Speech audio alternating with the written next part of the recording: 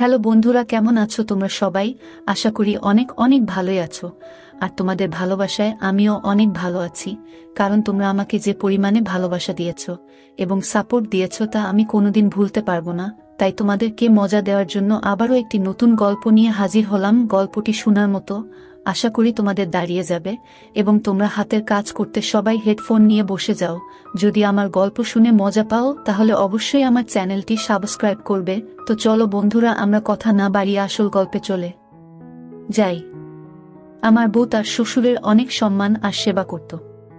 প্রতিদিন তার মাথায় মেসেজ করে দিত, কিন্তু যখনই আমি অফিস থেকে ঘরে ফিরতাম আমার স্ত্রী বাথরুমে চলে যেত। আমার তার উপরে অনেক সন্দেহ হতো। একদিন যখন আমি অফিস থেকে তাড়াতাড়ি ঘরে চলে এলাম, যেটা দেখলাম সেটা দেখে আমার পায়ের নিচে থেকে মাটি সরে গেল। আমি আমার স্ত্রী মঞ্জুকে অনেক ভালোবাসতাম। আমি তার সব কাজ সহ্য করতাম, তার প্রত্যেকটা মনের ইচ্ছে পূরণ করতাম। কিন্তু সেই দিন তাকে দেখে আমি অবাক হয়ে রইলাম। আমি বিশ্বাসই করতে পারছিলাম না যে আমার বউ মঞ্জু এতটা ভুল কি করে করতে পারে। মঞ্জু আমার বিয়ের রাতে আমাকে কথা দিয়েছিল যে সে আমার আর আমার পরিবারের সব সময় খেয়াল রাখবে, কিন্তু আমি কি করে বুঝবো যে মঞ্জু এরকম কিছু করবে। আমার আজও মনে আছে আমার বিয়ের সেই দিন যখন মঞ্জুকে আমি নিজের ঘরে এনেছিলাম। সে আমার ঘরে লাল বিয়ের পোশাক পরে বসেছিল। মঞ্জুকে এতটা সুন্দর দেখাচ্ছিল যে আমি বিশ্বাসই করতে পারছিলাম না যে সামনে বসে থাকা এত সুন্দর বউ আমার।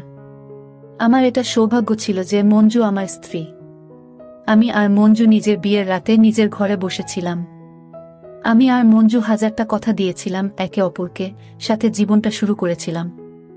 আমি মঞ্জুকে কথা দিয়েছিলাম যে আমি তাকে সব সময় খুশিতে রাখব, আর মঞ্জুকে বললাম যে সেও যেন আমাকে অভিযোগের সুযোগ না দেয়। আমি আমার স্ত্রীর সাথে আমার জীবনের সব কথা শেয়ার করতাম। আমি মঞ্জুকে বললাম যে আমার মায়ের ছোটবেলাতেই স্বর্গবাস হয়েছে। আমার বাবা এই জন্য বিয়ে করেনি যে দ্বিতীয় মা আসার ফলে আমার আর আমার বোনের জীবন যেন শেষ না হয়ে যায়। এই জন্য আমার বাবা সব জীবন একা পার করে দিয়েছে।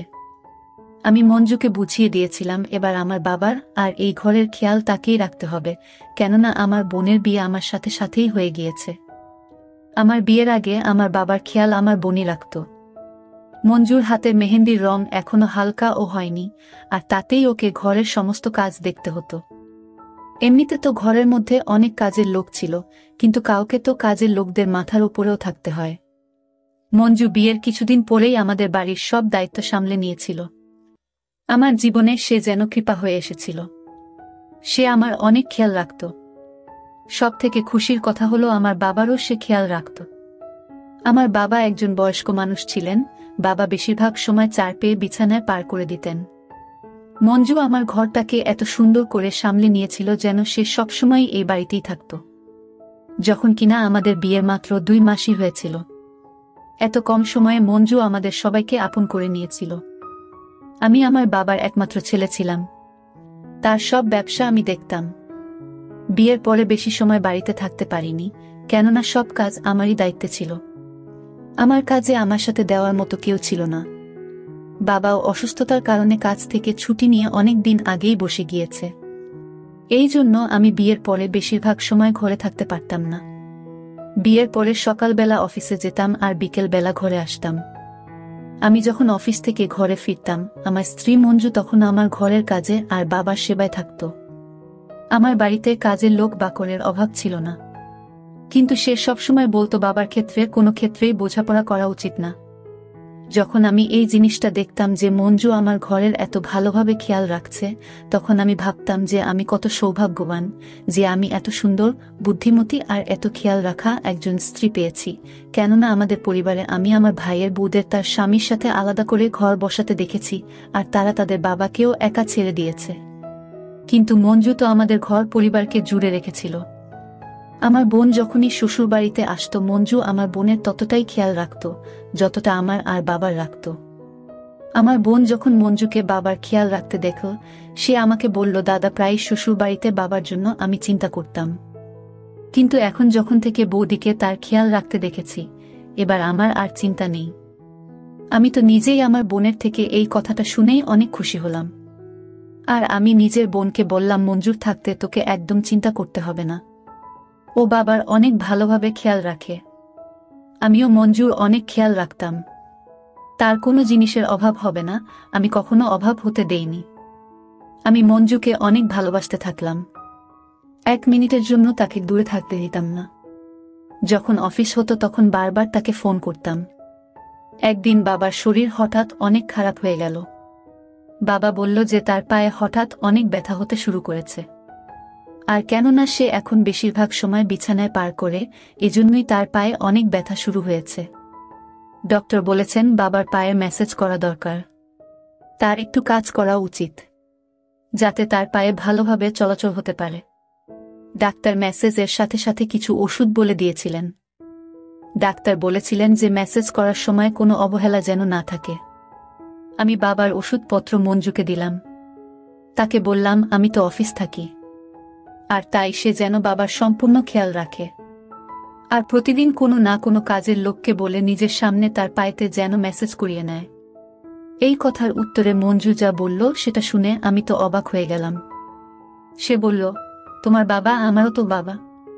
আমি তার দায়িত্ব কোনো কাজের লোকের উপরে কি করে ছাড়তে পারি? বরং আমি নিজেই তার পায়ে মেসেজ করে দেব। আমি তো এই কথায় অনেক খুশি হয়ে গেলাম। আমি মঞ্জুর কপালে আদর দিলাম আর বললাম, আমাকে কখনো তুমি ছেড়ে দিও না। আমি তোমাকে অনেক ভালোবাসি। এখন মঞ্জু রোজ সকালে আমার সাথেই ওঠে, আমার জলখাবারের ব্যবস্থা করে, আর আমাকে অফিস পাঠায়। মঞ্জু রোজ বাবার পায়ে আর হাতে মেসেজ করে দেয়, যাতে তার শরীরের সবকিছু সঞ্চালন ভালোভাবে হয়, আর তার পায়ে যাতে ব্যথা না হয়। আমি যখন রোজা অফিস থেকে ঘর আসি আর যখন বাবার সাথে তার ঘরে দেখা করতে যাই, তখন বাবা অনেক খুশি হয়ে আমাকে বলে যে মঞ্জু তার অনেক সেবা করে, সে তো মঞ্জুর প্রশংসা দিয়ে যেন সেতু সেতু বন্ধন করতে চায়। আমার বাবা মঞ্জুকে অনেক আশীর্বাদ করে। আমি সৌভাগ্যবান ছিলাম যে মঞ্জুর মতো বউ আমি পেয়েছি। ব্যাস, আমাদের জীবনে শুধুমাত্র একটাই অভাব ছিল যে 1 বছর হয়ে গেছিল আর আমাদের সন্তান হয়নি। যখন আমরা ডাক্তারকে দেখালাম তখন ডাক্তার বলল আমার আর মঞ্জুর মধ্যে কোনো সমস্যা নেই। আমি চিন্তায় ছিলাম যে যদি কোনো সমস্যাই না থাকে তাহলে আমাদের সন্তান কেন হচ্ছে না। যে কোনো মেয়ে যখন দেখে যে তার মা হতে দেরি হচ্ছে তখন সে চিন্তায় পড়ে যায়। কিন্তু আমি বুঝতেই পারছিলাম না যে মঞ্জু এই ব্যাপারে কেন কোনো চিন্তা করছিল না। আমার মনে হয় মঞ্জু বেশি ধৈর্যবর্তী মেয়ে, এজন্যই সে সহ্য করেছিল আর এজন্যই সে চিন্তাও করত না। অন্যান্য বিষয়ের মতো মঞ্জুর এই কথাটাও আমাকে তার ভালোবাসায় পাগল করে তুলেছিল। মঞ্জু সুন্দরী আর বুদ্ধিমতী হবার সাথে সাথে একজন ধৈর্যশীল মেয়েও ছিল। একদিন আমার শরীর খারাপ ছিল, আমি তাই সেদিন ছুটি নিয়েছিলাম। আমি ভাবলাম জীবনে একটু রেস্ট নেওয়া দরকার। ওই দিন আমি বাড়িতেই ছিলাম। মঞ্জু ঘরের সব কাজ শেষ করে নিয়েছিল। মঞ্জু বাবার ঘরেই তাকে মেসেজ করে দিত। আমি ঘরে বসে চায়ের সাথে খবরের কাগজ পড়ছিলাম। মঞ্জু তখন আমাকে বলল, বাবার মেসেজের সময় হয়ে গেছে, আমি তাই মেসেজ করতে যাচ্ছি। আমি মঞ্জুকে বললাম যে না, আজকের সময়টা আমার সাথে পার করো। কোনো কাজের লোককে বলে দাও বাবার মেসেজ করতে। মঞ্জু বলল সে নিজেই বাবার মালিশ করবে। আমি বললাম ঠিক আছে, তাহলে তুমি তাড়াতাড়ি এসো। আমি মঞ্জুর একটা অদ্ভুত ব্যাপার লক্ষ্য করেছিলাম। সে বাবার ঘর থেকে আসার পরে সাথে সাথে বাথরুমে চলে যেত। প্রথমে তো আমি ভাবতাম যে কখনো কখনো সে যায়, কিন্তু একবার নয় অনেকবার আমি এটা নোটিশ করেছিলাম যে মঞ্জু এরকমটাও করতে থাকে। আর বারবার সে ঘরে আসার পরে বাথরুমে চলে যায়। আমি ভাবতাম যে কেনই বা তেল দেওয়ার পরে বারবার হাত ধোবার জন্য সে বাথরুমে চলে যায়। এটা একদিনের কথা না, বরং মঞ্জু রোজই এরকম করত। আমার মনের মধ্যে একটা অদ্ভুত খেয়াল আসতে থাকলো। একদিন আমার বোন এসেছিল। আমার বোন তার বাবার বাড়িতে কমই থাকত, কিন্তু এখন সে 2-3 দিনের জন্য এসেছিল। আমার বোনও মঞ্জুর এই ব্যাপারটা লক্ষ্য করেছিল যে বাবার ঘরে মেসেজ করতে গিয়ে ঘরের বাইরে আসতে না আসতেই বাথরুমে ঢুকে যায় সে। আমার সন্দেহ যেন সত্যিতে পরিবর্তন হতে শুরু করেছিল। আমার মাথার মধ্যে এই কথাটা বসে গিয়েছিল যে কিছু তো নিশ্চয়ই আছে। এই কথাটা আমার বোনও নোট করেছিল। এবার আমার এটাই জানতে বাকি ছিল যে আসলে আমার বউ মঞ্জু আমার বাবার ঘরে কি এমন করে। কেননা এটা যদি একদিনের কথা হতো তাহলে কোনো বিষয় ছিল না। আমি একদিন মঞ্জুকে ফোনে কথা বলতে শুনলাম। তার কথা বলার ধরন বলছিল যে সে তার বাড়িতে কারোর সাথে কথা বলছিল না। আমি ভাবলাম পরের বার ইচ্ছাকৃতভাবে বলবো যে আমার সাথেও কথা বলিয়ে দাও। ও এবারে ঘরে চলে এসেছে। যখন মঞ্জু ফোনে কথা বলছিল তখন আমি তাকে বললাম, মঞ্জু, আমাকেও তোমার বাড়ির লোকের সাথে কথা বলিয়ে দাও। তখন মঞ্জু হঠাৎ করে অবাক হয়ে গেল আর বলতে থাকলো, মায়ের ফোন তো বিচ্ছিন্ন হয়ে গেছে, এরপরে যখন আসবে তখন কথা বলিয়ে দেব। আমার এই কথাটাতেও সন্দেহ হলো। আজকাল ওর প্রতিটা কথায় আমার সন্দেহ হয়। এবার আমি মঞ্জুর এই ফোনের বিষয়টা জানার জন্য ছিলাম। একদিন আমি ইচ্ছা করে মঞ্জুকে বলে গেলাম যে রাতে অফিস থেকে দেরি করে আসব। কিন্তু এটা আমার আগে থেকেই ভাবনা চিন্তা করা প্ল্যান ছিল, যাতে আমি কিছুটা আগে আসতে পারি, যাতে মঞ্জু জানতে না পারে আমি ঘরে এসে গেছি। আর আমি লুকিয়ে দেখব যে মঞ্জু বাবার ঘরে আসলে কি করে। আমি মঞ্জুকে বললাম যে আমি অফিস থেকে দেরি করে আসব, কিন্তু আমি সময়ের আগেই অফিস থেকে ঘরে চলে আসি। আমি আমার শোয়ার ঘরে গিয়ে দেখলাম সেখানে মঞ্জু ছিল না। আমি বুঝে গিয়েছিলাম যে মঞ্জু বাবার ঘরেই হবে। আমি আস্তে আস্তে তার ঘরের দিকে গেলাম। আমি বুঝতে পারছিলাম না যে আমি ঠিক করছি নাকি ভুল করছি। আমি আমার মনের ভিতর থেকে সন্দেহ বের করতে চাইছিলাম। আমার বাবা এত বছর বিয়ে ছাড়াই ছিল, তাই আমার সন্দেহ যে আমার স্ত্রী তার সাথে। যখন আমি লুকিয়ে বাবার ঘরে দেখতে থাকলাম, আমি যেটা দেখলাম সেটা দেখে আমি অবাক হয়ে দাঁড়িয়ে রইলাম। আমি অবাক ছিলাম যে যেমন আমি ভেবেছিলাম তেমন তো নয়। আমি লজ্জিত ছিলাম যে নিজের স্ত্রীকে কি ভেবে ফেলেছিলাম। আর আমি নিজের বাবাকেও সন্দেহ করলাম। আমি দেখলাম মঞ্জু তো বাবার মাথার ম্যাসাজ করছিল। আর এমন কিছুই নয় যা আমি ভেবেছিলাম।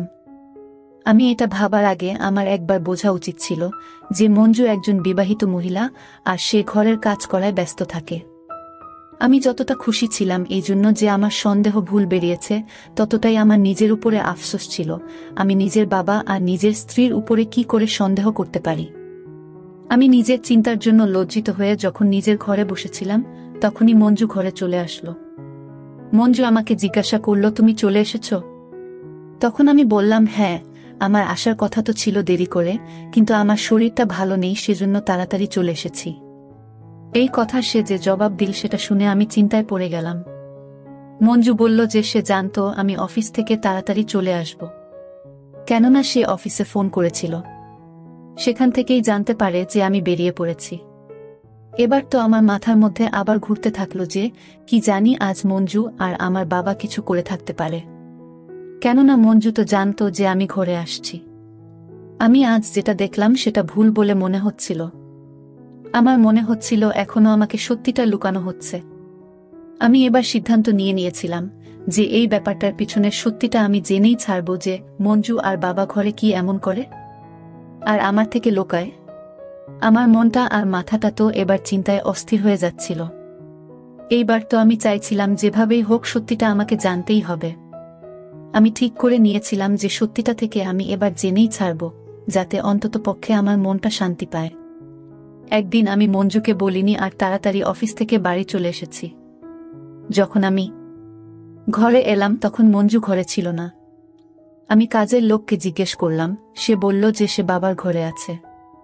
আর আমি এই সুযোগটারই অপেক্ষা করছিলাম, যে যেই মঞ্জু মেসেজের জন্য বাবার কাছে যাবে আমিও দেখব যে সত্যিকারের কি হয় সেখানে। আমি নিজের বাবার ঘরের দিকে পা বাড়ালাম। আমি বাবার ঘরের দিকে যাচ্ছিলাম এটা ভেবে যে আমার মাথায় যে সন্দেহ আছে সেটা সত্যি না হয়ে যায়। আমি বাবার ঘরের দিকে গেলাম। আমি যা দেখলাম সেটা দেখে আমার পায়ের তলা থেকে মাটি সরে গেল। আমি ভাবতেও পারিনি যে মঞ্জু এমন করতে পারে। যে মেয়েটাকে আমি এত ভালোবাসতাম, যার মাথায় নিজের ভালোবাসার মুকুট পরালাম, সে আমাকে এভাবে ধোঁকা দিল। আমার এমন মনে হচ্ছিল যেন আমি আর দাঁড়িয়ে থাকার শক্তি পাচ্ছি না। আমি দেখলাম বাবার ঘরে মঞ্জু আর একটা ছেলে দাঁড়িয়েছিল, আর মঞ্জু আমার বাবাকে দিয়ে কোনো কাগজে সাইন করাচ্ছিল। আমি তো এখানে নিজের সন্দেহ দূর করতে এসেছিলাম, কিন্তু এখানে এসে তো আমি চিন্তার মধ্যে ফেঁসে গেলাম। আমি তো বুঝতেই পারছিলাম না যে হচ্ছেটা কি। মঞ্জু কি করছে আর তার পাশে দাঁড়িয়ে থাকা ছেলেটা কে? শুধুমাত্র আমি এটাই দেখছিলাম যে আমার বাবা জ্ঞান হারিয়ে থাকা অবস্থায় কাগজে সাইন করছিল। আমি এই ব্যাপারটার পরোয়া করিনি, শুধুমাত্র ভয় এইটুকু ছিল যে এমন কিছু না ঘটে যার জন্য আমাকে ওর থেকে দূরে যেতে হয়। কেননা আমি ওকে অনেক ভালোবাসি, আমি ওর থেকে দূরে যেতে চাইতাম না। যে ব্যাপারটার ভয় ছিল সেটাই হলো। আমি মঞ্জুকে কিছু বলতে শুনলাম, যেটা আমাকে অর্ধেকটা শেষ করে দিয়েছে। মঞ্জু আর ওই ছেলেটি এই ব্যাপারটা জানতো না যে আমি দাঁড়িয়ে আছি সেখানে। মঞ্জু ওই ছেলেটিকে বলল, তাড়াতাড়ি এই বয়স্ক লোকটার থেকে সাইন নিয়ে নাও, আমি নিজের জিনিসপত্র বেঁধে নিয়েছি। আমার স্বামী আসার আগেই আমাকে এখান থেকে বেরোতে হবে। আমি এখনো বুঝতে পারছি না যে আমার ঘরে এসব কি হচ্ছে। আমার মাথা শেষ হয়ে যাওয়ার আগেই আমি দৌড়ে গিয়ে মঞ্জুর শরীরে হাত দিলাম, আর তার হাত দুইটা ধরে নাড়িয়ে তাকে বললাম যে, মঞ্জু তুমি এটা কি করছো? আমি মঞ্জুকে জিজ্ঞেস করলাম, তুমি কি আমাকে ধোঁকা দিচ্ছ? মঞ্জু অদ্ভুতভাবে তাকিয়ে আমাকে জিজ্ঞেস করল, অফিস থেকে তুমি এত তাড়াতাড়ি কি করে চলে এলে? আমি মঞ্জুকে জিজ্ঞেস করলাম, আমি যা জিজ্ঞেস করছি তার উত্তর দাও। মঞ্জু আমার কথায় চুপ করেছিল। আমি মঞ্জুকে ছেড়ে ওই ছেলেটার পোশাকটা ধরলাম। মঞ্জু আমাকে বারবার বলতে থাকলো যে ওকে ছেড়ে দাও। আমি ছেলেটিকে পুলিশের হুমকি দিতে থাকলাম আর বললাম যে, সত্যি বলো এখানে কি করতে এসেছো, না হলে পুলিশকে ধরিয়ে দেব তোমার। আমার এই কথায় ছেলেটা ভয়ে বলতে থাকলো যে সে মঞ্জুকে ভালোবাসে, আর তারা দুইজন বিয়ের আগে থেকে একে অপরকে ভালোবাসত। মঞ্জুর পরিবার তার বিয়ে ওই ছেলেটির পরিবর্তে আমার সাথে দিয়ে দেন। যখন মঞ্জু জানতে পারল যে তার বিয়ে একটা বড়লোক বাড়ির ছেলের সাথে হতে যাচ্ছে, মঞ্জু তার প্রেমিকের সাথে মিলে একটা প্ল্যান বানালো যে বিয়ের পরে আমার সব সম্পত্তি আর টাকা পয়সা ঘর থেকে নিয়ে তারা পালিয়ে যাবে। কেননা তার ভালোবাসার মানুষটি অনেক গরিব ছিল। সে আমাকে বিয়ে করে আমার সম্পত্তি লুটপাট করতে চেয়েছিল, আর এটাই ওর প্ল্যান ছিল। যার জন্য মঞ্জু আমাকে ধোঁকা দিল। সে একটা কথাতেই মঞ্জুর সব রহস্য খুলে দিল। এবার আমি বুঝতে পারলাম যে মঞ্জু আমার বাবার ঘরে কেন যেতে চাইত। সে জানত যে আমার সব সম্পত্তি আমার বাবার নামে আছে। সে বাবার কাছে এই জন্য থাকত যাতে সে সুযোগ পেয়ে তাকে জ্ঞান হারিয়ে তার সব সম্পত্তি আর কাগজে সই করাতে পারে। এবার আমি বুঝলাম যে মঞ্জুর কেন কোনো সন্তান হচ্ছিল না, আর কেন তার এই বিষয়ে কোনো চিন্তা ছিল না। মঞ্জু চাইতো নিজের ভালোবাসার মানুষের সাথে পালিয়ে যায়, আর যেন তার সাথেই জীবন পার করে। মঞ্জু সম্পত্তি আর নিজের ভালোবাসার মানুষের জন্য নিজের সুন্দর সংসারকে খারাপ করে নিল। এবার আমি বুঝলাম যে মঞ্জু কার সাথে ফোনে কথা বলতো। আমিই বোকা ছিলাম যে তাকে এত বিশ্বাস করেছিলাম। মঞ্জু সেই দিন বাবাকে জ্ঞান হারানোর ওষুধ খাইয়েছিল, যার জন্য সে জ্ঞান হারিয়ে গিয়েছিল। যদি আমি সঠিক সময়ে না আসতাম, তাহলে মঞ্জু না শুধু আমাকে ধোঁকা দিত, বরং আমার সব সম্পত্তি সে নিয়ে পালিয়ে যেত। আমি পুলিশকে ফোন করলাম। মঞ্জু আমার পায়ে পড়ে আমার থেকে ক্ষমা চাইল, কিন্তু আমি তাকে ক্ষমা করিনি। সে আমার বিশ্বাস ভেঙেছিল, সে আমাকে শেষ করে দিয়েছিল। আমি মঞ্জুকে মন থেকে ভালোবেসেছিলাম, আর সে একটা দুদিনের ছেলের জন্য আমাকে ঠকালো। ওই ছেলেটার জন্য যাকে কিনা একটুখানি ধুমকি দিতেই সে মঞ্জুর সব রহস্য খুলে দিল। এখন হয়তো মঞ্জু বুঝতে পেরেছে যে সে অন্যায় করেছে, কিন্তু এখন কি লাভ? এখন সময় চলে গেছে। মঞ্জু শুধু টাকার লোভে আমার সাথে প্রতারণা করেছে। সে একবারও ভাবেনি যে আমি তাকে এত ভালোবাসি। আমি তার প্রতিটি ইচ্ছা পূরণ করেছি, তবুও সে আমার সাথে এমন করেছে। মঞ্জু জেলে তার কর্মের জন্য শাস্তি ভোগ করছিল। মঞ্জুর বিশ্বাসঘাতকতার পরে আমি কোনো মেয়েকে বিশ্বাস করা বন্ধ করে দিয়েছিলাম। তখন আমার বোন বুঝিয়ে বলল, এই প্রতারক মেয়ের জন্য তুমি তোমার জীবন নষ্ট করো না। তুমি এখনো ছোট আছো, তোমার ভবিষ্যৎ জীবনের জন্য একজন মেয়ে খুঁজে বিয়ে করো। মঞ্জু চলে যাওয়ার পর আমি ডিপ্রেশনে চলে গিয়েছিলাম। আমার বোন এবং আমার বাবা আমাকে বুঝিয়ে বলল, এরপর আমিও আর মঞ্জুর চলে যাওয়ার কোনো টেনশন না নিয়ে অনেক ভালো একটা মেয়েকে বিয়ে করেছি। এখন আমাদের একটি ছেলে আছে। আমি আমার জীবনে অনেক সুখী। সব মানুষ এক নয়। জেল থেকে ছাড়া পেয়ে মঞ্জু অনেকবার আমার সাথে কথা বলার চেষ্টা করেছিল, কিন্তু আমি সেই প্রতারক মহিলার ছায়াও দেখতে চাই না। বন্ধুরা, আজকের ভিডিওটা এখানেই শেষ করলাম। অনেক কষ্ট করে ভিডিওটি আপনাদের জন্য বানিয়েছি। যদি ভিডিওটি আপনাদের ভালো লেগে থাকে তাহলে একটা লাইক করবেন এবং চ্যানেলটি অবশ্যই সাবস্ক্রাইব করবেন। এই আশা ব্যক্ত রেখে আপনাদের কাছ থেকে বিদায় নিচ্ছি আমি। দেখা হবে আগামীকালের নতুন কোনো ভিডিওতে। সে পর্যন্ত সবাই ভালো থাকুন, সুস্থ থাকুন। ধন্যবাদ।